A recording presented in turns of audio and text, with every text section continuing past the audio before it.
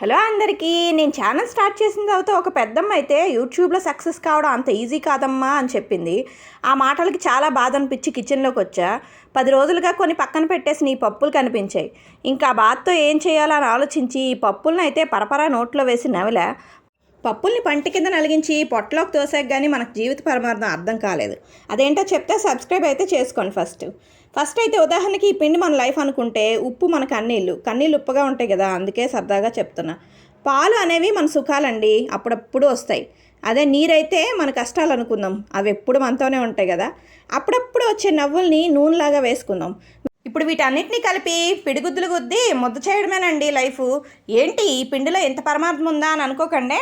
మన లైఫ్లో గోల్స్ సాధించడానికి ప్రయత్నించేటప్పుడు నెగిటివిటీ ఖచ్చితంగా వస్తుంది. దాన్ని కూడా మనం పాజిటివ్గా మార్చుకొని లైఫ్ని సాఫీగా మార్చుకోవాలి. Please subscribe, be positive, have a nice day.